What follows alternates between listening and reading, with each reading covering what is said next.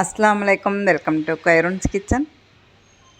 இன்றைக்கி ஜும்மா ஸ்பெஷல் நாட்டுக்கோழி புலாவ் மசாலா. நேற்று வீடியோ போட்டிருந்தேன் இல்லையா, அந்த வீடியோவில் நான் சொல்ல மறந்துட்டேன். இந்த வீடியோவில் நான் சொல்கிறேன். புலாவ் மசாலா வந்து 1 கிலோவுக்கு தக்கன மசாலா தான் நான் ரெடி பண்ணி வச்சுருந்தேன். அந்த மசாலாவை வச்சு தான் இப்போ நாட்டுக்கோழி புலாவ் செய்ய போகிறேன். பெரிய வட்டல் எடுத்துக்கிட்டேங்க. இது 1 கிலோ அளவு வேகிற அளவுக்கு வட்டல் தான். பார்க்குறக்கு நல்லா அகலமான ஒரு வட்டலாக இருக்குது. ஏன்னா இன்றைக்கி ஜும்மா ஸ்பெஷல் போது 2 பேர்த்துக்கு நான் சாப்பாடு கொடுக்கணும் அப்படின்னா கொஞ்சம் சேர்த்தி செய்வேன். நான்வெஜ் எடுத்தால் பொதுவாக நான் வந்து யாருக்காவது கொடுக்கணும், அந்த மாதிரி பெரியவங்களாம் நினச்சி நம்ம கொடுக்கறது வழக்கம். புலாவ் செய்கிறதுக்கு இந்த டவாவில் குக்கிங் ஆயில், நெய், பட்டை, ஏலக்காய், அன்னாச்சிப்பூ, கிராம்பு இதெல்லாம் சேர்த்துருக்கேன் இல்லையா, அதோட 1/2 கிலோ பெரிய வெங்காயம் கட் பண்ணதையும் சேர்த்து நல்லா வதங்க விடணுங்க. இந்த மாதிரி வதங்க விட்டு இஞ்சி பூண்டு பேஸ்ட்டு, பூண்டு எந்த அளவுக்கு எடுத்தோனோ அந்த அளவுக்கு இஞ்சியும் சேர்த்து அரைச்ச பேஸ்ட்டு 2 ஸ்பூன் சேர்த்துக்கிறேன். 1/2 ஸ்பூன் மஞ்சள்தூள், 1 ஸ்பூன் பச்சை மிளகாய் அரைச்சது சேர்த்துக்கிட்டேன்.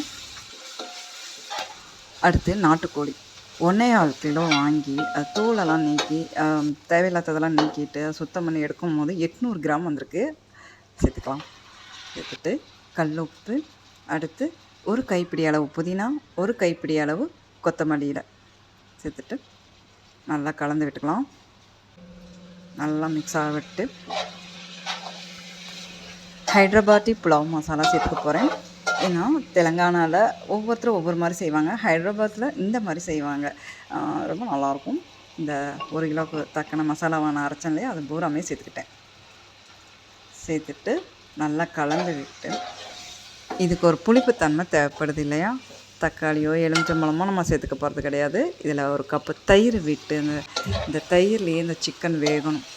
அப்போ தான் வந்து நமக்கு டேஸ்ட் அருமையாக இருக்கும். சிக்கனும் நல்லா சீக்கிரமாக வேகும். அப்போது தண்ணி விடாமல் இந்த தயிர்லேயே வேகணும் அப்படின்னா லெட்டு போட்டு ஒரு 20 நிமிஷம் போல் விட்டு போகிறேன். நாட்டுக்கோழி இல்லையா, டைம் ஆகும் வேகிறதுக்கு. ஒரு 15 நிமிஷத்துக்கு அப்புறம் நான் லெட்டு ஓப்பன் பண்ணி பார்க்கும்போது சிக்கன் நல்லா வெந்து இருந்தது. அதே சமயத்தில் கிரேவியும் இருந்ததுங்க. அப்போ அந்த கிரேவி இருக்கிறதுனால நம்ம பாஸ்மதி ரைஸுக்கு நான் எடுத்து வச்சுருந்தேன் வாட்டர் அளந்து, அதாவது 1 கப்பு ரைஸ்னால் 1.5 கப்பு தண்ணி விடணும்.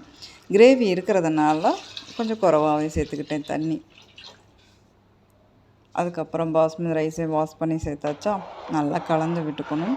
உப்பு நான் போடும் போதே சிக்கனில் நல்லா ஜாஸ்தியாகவே போட்டுட்டேன். அதனால் அதாவது ரைஸுக்கு சேர்த்தியே நான் போட்டிருக்கிறேன். அதனால் இப்போ நான் போட தேவையில்லை.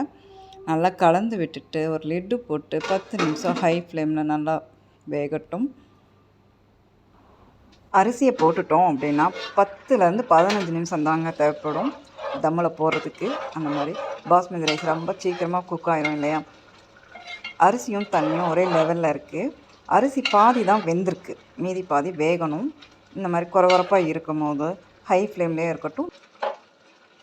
தோசைக்கல் வெயிட்டாக இருக்குதுங்க, இரும்புக்கல், அதனால் நல்ல வெயிட்டு மூடி மேலே வச்சுட்டு 5 நிமிஷம் ஹை ஃப்ளேம்லேயும் 10 நிமிஷம் ஸ்லோ ஃப்ளேம்லேயும் வச்சு ஸ்டவ் ஆஃப் பண்ணிட போகிறேன். அதுக்கப்புறம் ஸ்டவ் ஆஃப் பண்ணதுக்கப்புறம் ஒரு 20 நிமிஷமாவது குறைஞ்சது விடணும். ரெஸ்ட்டில் விட்டுட்டு அதுக்கப்புறம் நம்ம வந்து நாட்டுக்கோழி புலாவ் ரெடி ஆயிடுச்சான்னு பார்க்கலாம். ஹைதராபாத்தி நாட்டுக்கோழி புலாவ் ரெடி ஆயிடுச்சுங்க. நீங்களும் ட்ரை பண்ணி பாருங்கள், ரொம்ப நல்லா இருந்தது. இந்த வீடியோ உங்களுக்கு பிடிச்சிருந்தா ப்ளீஸ் லைக் கொடுங்க. உங்கள் ஃபேமிலி அண்ட் ஃப்ரெண்ட்ஸுக்கும் ஷேர் பண்ணுங்கள். நம்ம சேனலுக்கும் சப்போர்ட் கொடுங்க. ஓகே.